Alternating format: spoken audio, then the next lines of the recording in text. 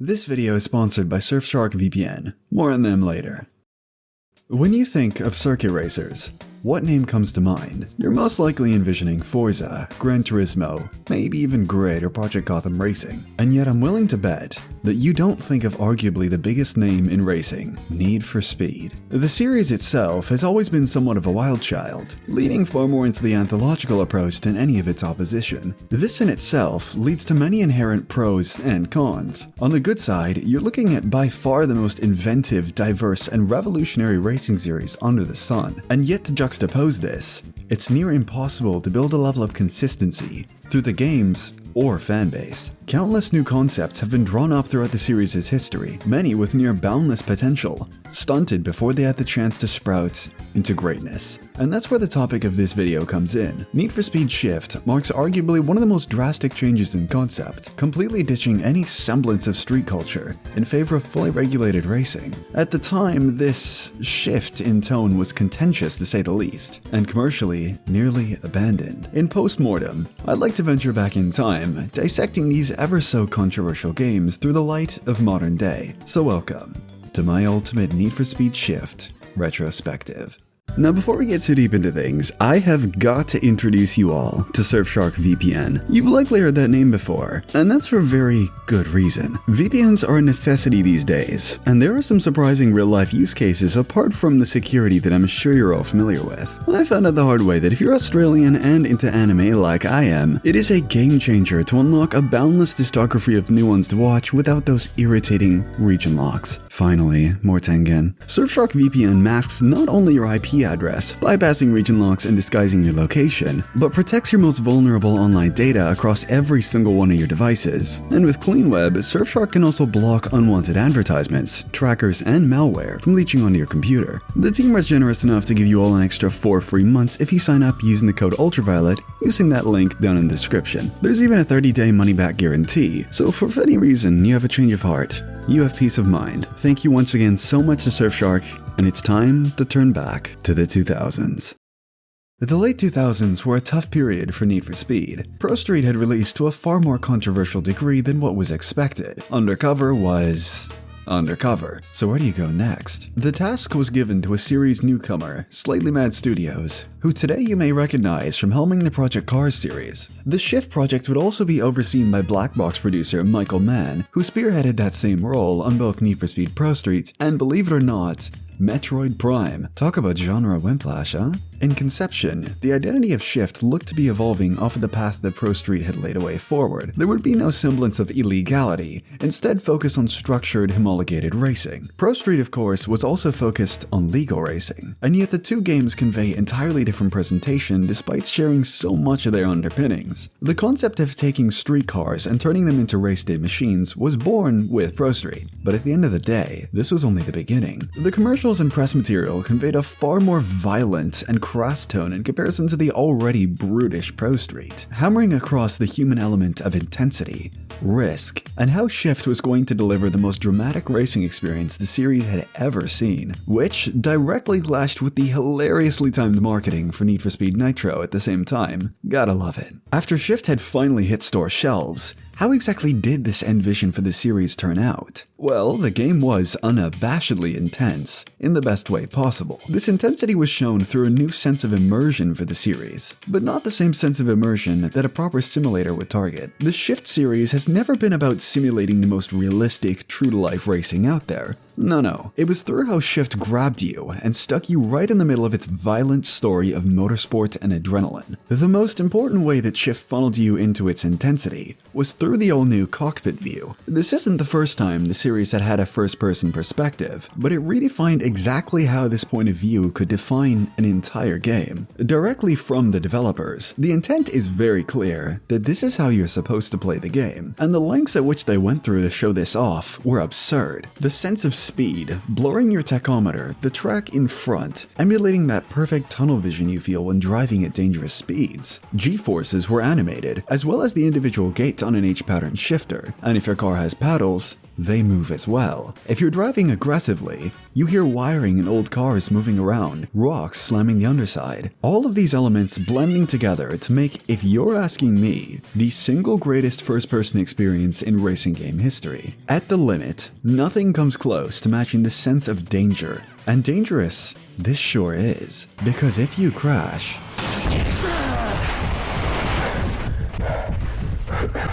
it's terrifying. You hear the driver panicking, labored breathing, heart rate through the roof, your vision blurred. It's a level of violence which no other racing game will give you, yet it's so important because in Shift, you fear crashes. In other games, slamming headfirst into a wall, you're either rewind time or, well, get a little bump. Need for Speed has always been known for exceptional audio design. As I mentioned in the Pro Street retrospective, a vast restructuring of how audio was recorded and the lengths that EA would go to provide their studios with a far larger production budget than ever before, meant that these games could sound better than ever conceivable. At the time, Shift arguably dethroned even Pro Street, with an evolution of the same concept and technology that Pro Street revolutionized. Of course, with that now iconic, ludicrously over-dramatized transmission line. Look guys, this is a Civic Si. It ain't got straight-cut gears. Everything so far seems relatively in the realm of normality for Need for Speed. So where exactly did this tremendous mix-up come into effect? Well, for that, we have to look towards how Shift is to play.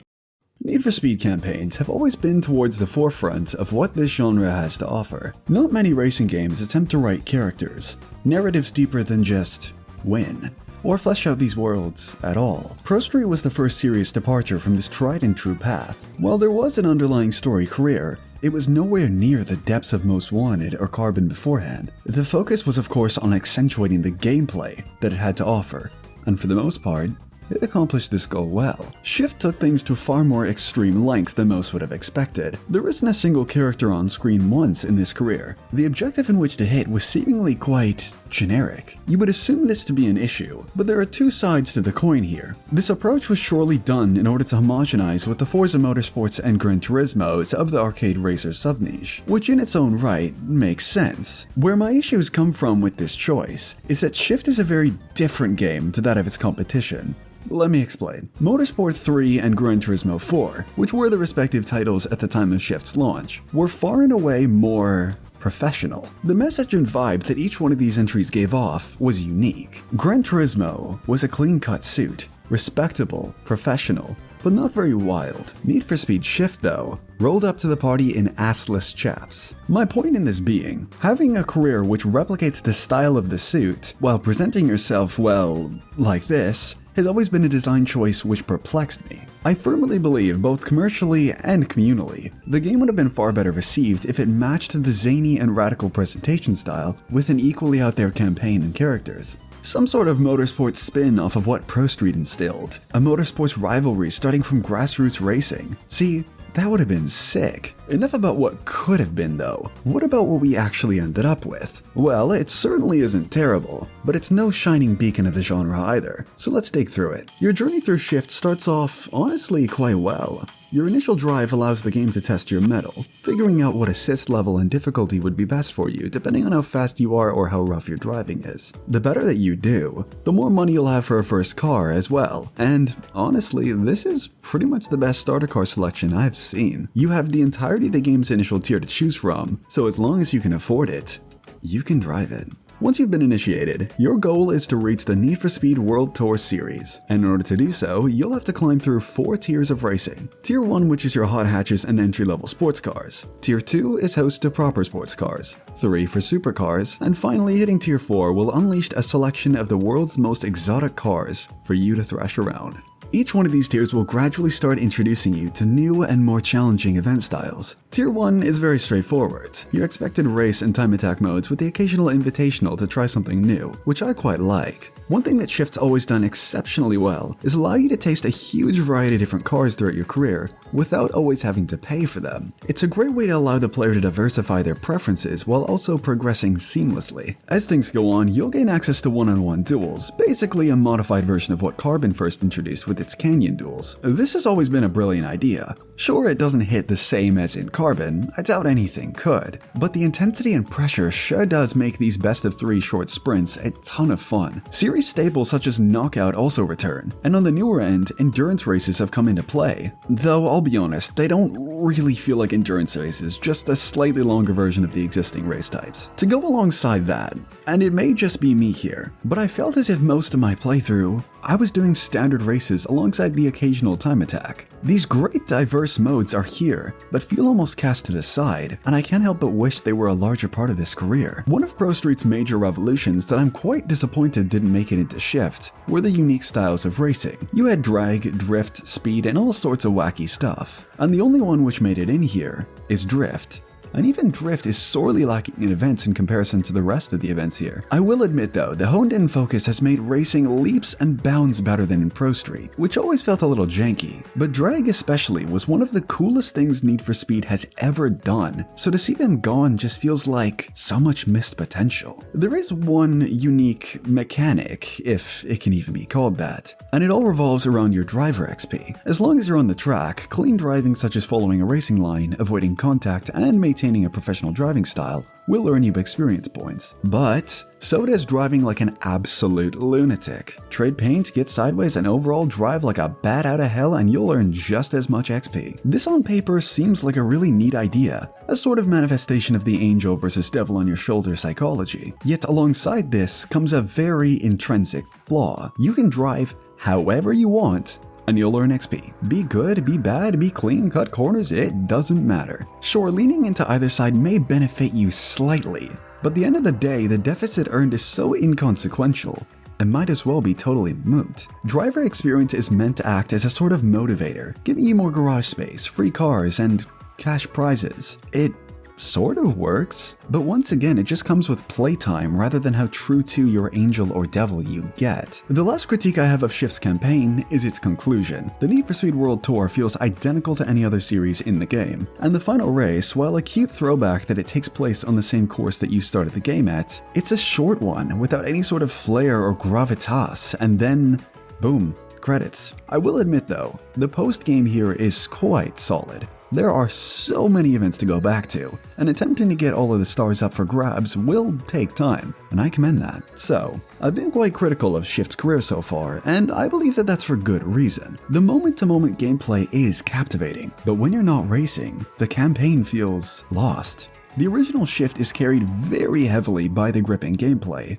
but more importantly to me, how it handles its cars. Historically, your garage has always been one of Need for Speed's strongest hallmarks, whether it's through the customizability of Underground or the zany high speed of Hot Pursuit's exotics. Shift was yet another landmark in terms of how the series would tackle its vehicles. While the games throughout this decade focused primarily on how revolutionizing how personalization of virtual cars could be explored, from the insane body kits of Most Wanted to the radical blueprints in Pro Street, Shift decided to revolutionize how we looked at performance tuning for good. At first, things might seem quite rudimentary. Your simple tires, brakes, turbo upgrades, all hallmarks of what the series has allowed. But then you get to race parts. Shortening your final drive, seam-welding your car's chassis for better rigidity.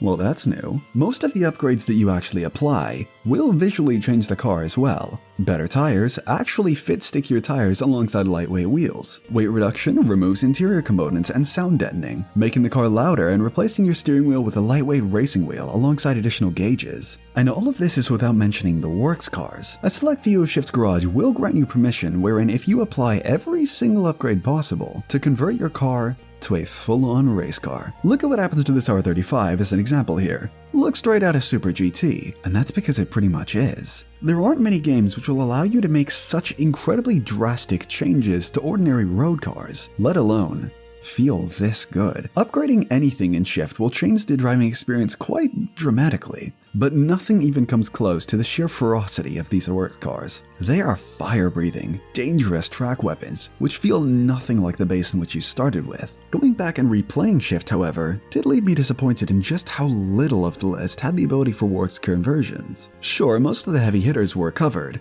but even getting into tier 4, there isn't a single one of these with the conversion option, which is a shame if you're asking me. Customization was undeniably a step back from its older siblings. The preset body kits from Pro Street made a return, but auto sculpt was gone in its entirety. You can of course still add wings or slap some new wheels on, and the vinyl editor has some pretty damn great ready-made stuff in order to fit each car, so that's super neat. The focus was more so on absolutely crafting motorsports weapons, rather than prioritizing visual customization, and that's an approach that I greatly admire, as at the end of the day, again, what other game lets you do this? The car list itself is pretty spectacular. This is arguably the Goldilocks era of offerings, covering your entry-level hot hatches and typical starter cars, all the way up to the still hot on the block 2000 hypercar boom. It's just plain sick. So the car selection is great, and the approach to performance tuning is better than ever. Yet what sticks out to me just as much is how these cars handle. I see quite a bit of vitriol about the physics in this game being undrivable or difficult to handle, but I just can't agree. Look, they're undeniably not exactly the most easy to get to grips with. There's far more weight transfer than in most racing games that you'll play, but when you start to learn how to use that to your advantage, while also getting that constant on the edge feeling that this game incentivizes, I really think it's quite fun. Now, is it perfect? God no. You can only really ever drive at 8/10, as anything above that you'll be fighting the intentionally dulled response time, a very common issue with this era of Need for Speed. There's also the issue of, if you touch the grass or anything that isn't strictly asphalt, good luck my friend, because it'll hold you there for the rest of time and space. It's rough around the edges, no doubt.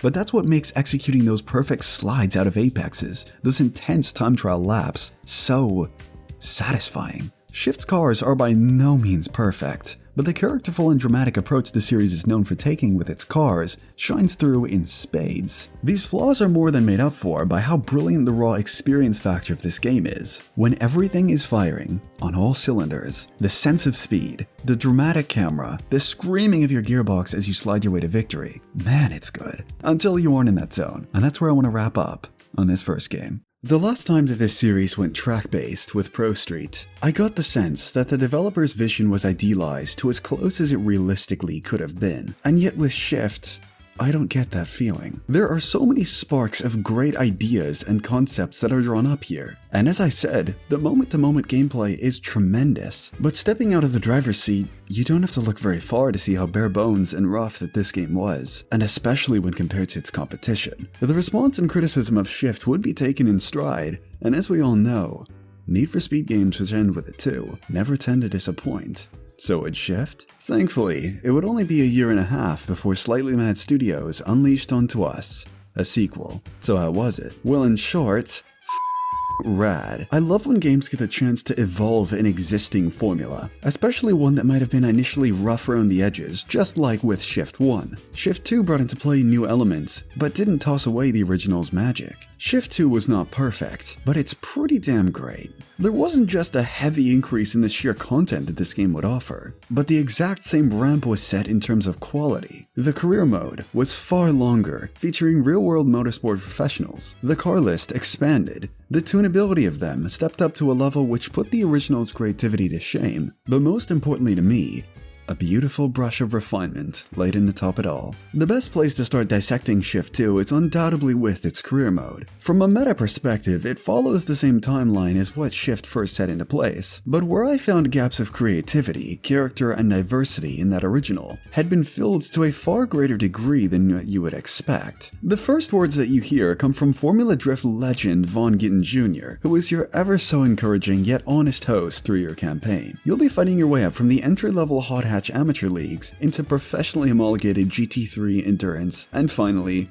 the Big Dog GT1 championship. Unlike its older brother, however, you aren't limited to those 4 classes of vehicles in which to progress through in a linear fashion. You'll likely end up doing something along the lines of racing your hot hatches, then sending a 240SX sideways through a drift tutorial, which then will open up a path for you to earn experience through either the traditional racing route or by throwing it around. These career events grow even wider in variety when we consider the addition of retro and classic cars sprinkled throughout. There was a large discrepancy in older vehicles in Shift, so with the second installment, Slightly Mad Studios made sure to give a far more diverse journey throughout your career, dedicating some time to appreciating the golden days of motorsport. Each segment of your career here also has a purpose. As you grow in driver level, so too does the challenge and portfolio of what you can drive, but also what's up for grabs. Each little poster of your career is hosted by a professional driver, blurring the barriers between real racing and the palm of your hands. They give you a rundown of their own realm of motorsport, giving a brief synopsis on what cars and driving style that you'll need to keep in mind when undergoing their career section. If you excel and manage to propel yourself towards winning the final championship of that story poster, you will win a perfect replica of the cars that these guys built in real life. How sick is that? It's not like these are just simple reskins either. This Team Toyota AE86 is packing a 3-rotor. Yeah, you heard me right. Not just that, but it's fully stripped out and gutted strictly for the track. And that's just one random example too.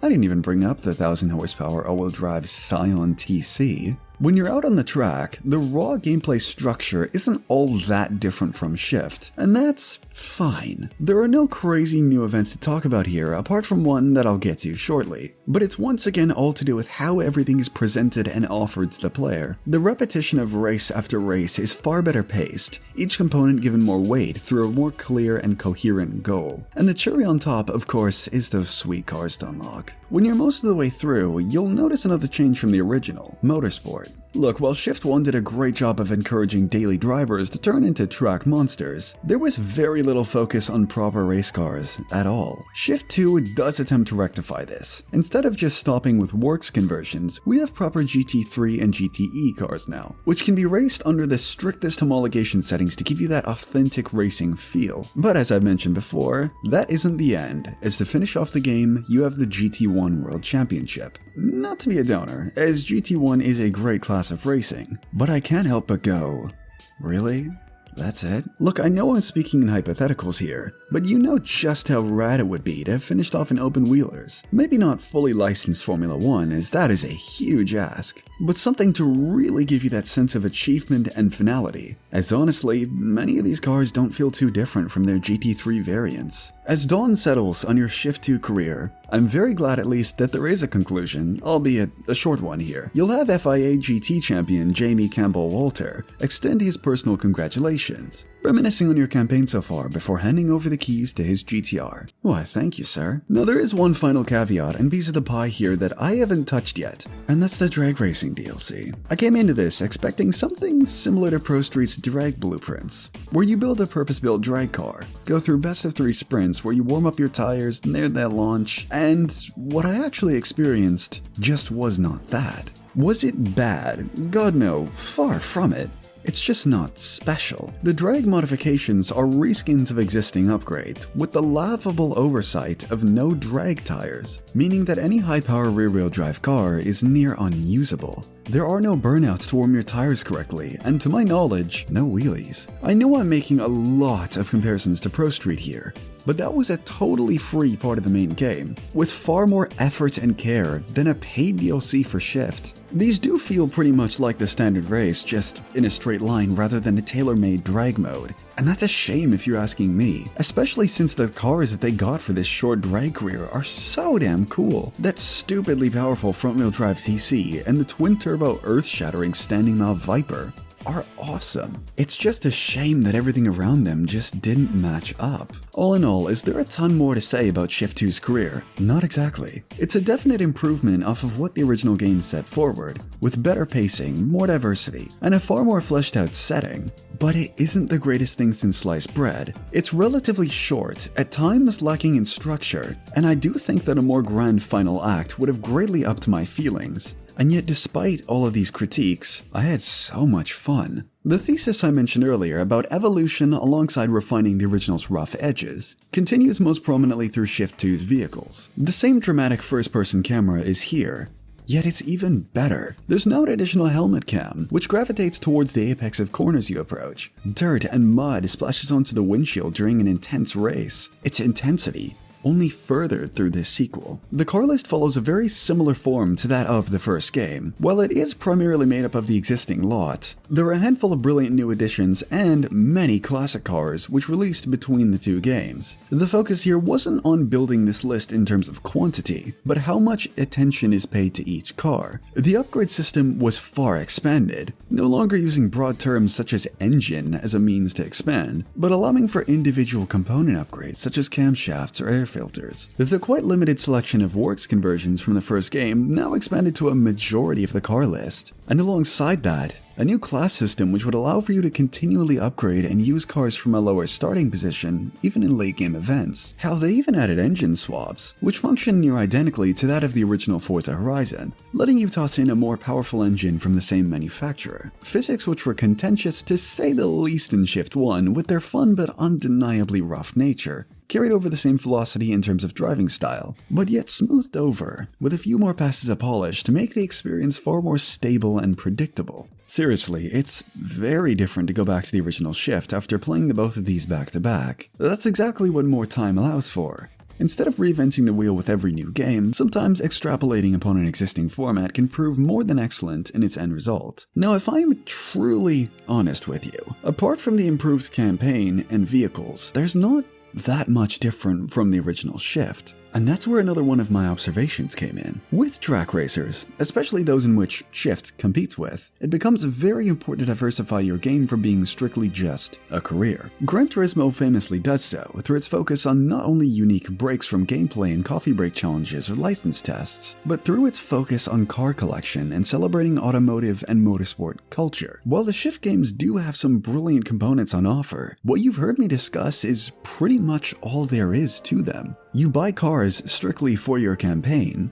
and once your campaign is done, there just simply isn't that much game left to them. The Shift concept, if you ask me, was a great idea. So many components that make up both of these titles are utterly fantastic, but I just can't say so for the overall package as a whole. If this Shift project continued through a third entry which was given enough development time and resources, God, we could be talking about such a great game right now. Now sure, I have to acknowledge that spiritually, it kinda did. Project Cars used many of the resources and lessons learned from Shift, just of course with a dramatically different mission targeting a hardcore simulator. But that's not what I'm talking about. I'm talking as an arcade, fun over realism focused entry. There's so much goodness here, and yet due to poor sales and the name, it failed. Yes, the name. And I have to get real for a second here. The Need for Speed community sucks. Instead of seeing Shift for what it was, there are such a vast group of people who hold immense hatred for these games simply for bearing the Need for Speed moniker. What makes me laugh is, these people who claim to devote themselves to loving this series fail to understand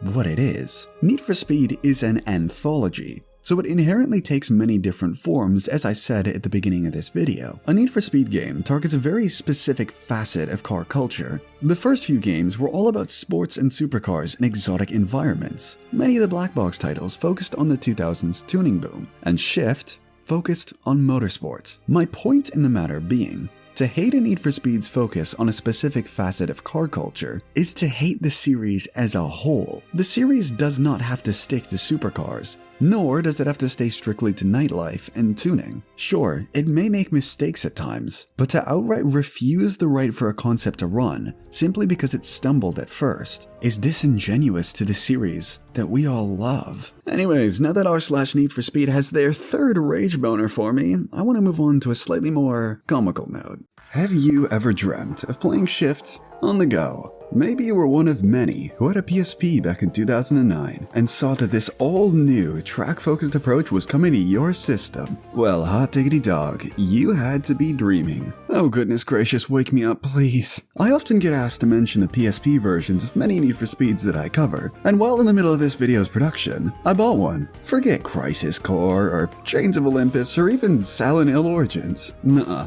I'm whipping out Burnout Shift. Oh, sorry, I meant Need for Speed Shift for the PSP. For those of you uninitiated, the PSP version of Shift was unique. This shared zero relation to the original thesis, developed by an outsider studio to the main release, and quite literally was a motorsports skin on top of the PSP Burnout games. Oh yeah, you creative little goobers you. Look, I mean the game turns on, and it has cars in it. Look, as a PSP game, it's not that terrible, but when you directly use the same marketing as this, while looking and playing like this, you're not exactly starting off on the right foot. I truly believe that if this was just renamed something else, detached from the Shift series, you might not actually have that bad of a game. The story, funnily enough, has more characters in it than the console release, but it's so painfully on rails to a degree where you can't even really choose the cars that you use. There's far more in-depth videos on YouTube about this release, as honestly, I can't even bring myself to get through it. It's so painfully one note, I just had to drop it. I'm not the only one though, as critically, yeah, yikers. Look, at least it's portable. This strange PSP port does feed into just how strange this era was. If development was more streamlined, time and resources allocated not just to the original, but expanding this concept past just the second entry, I firmly believe that the Shift project could maintain success. Arcade track racers are indeed a dying breed, but one where there certainly is still demand. I wouldn't be against EA trying something bold and returning to this style of game, but only if it's done right. Shift is unabashedly still a need for speed. A new form of car culture to the series was shown off in a fun, engaging way, the tone matching that of the zanier side this series has always maintained, and yet it just wasn't focused enough. A hodgepodge of great ideas, many of which clashed against the other, or didn't match up qualitatively. I'll forever hold great admiration for these games, and truth be told, I honestly quite love them. It's just a shame that they had to end this way. Thank you guys so much for watching to the end of this video, and a final thank you once again to Surfshark. Do yourself a favor and hit that link in the description down below. I promise you, you won't regret it. But for now, take care, and I'll see you guys in the next one.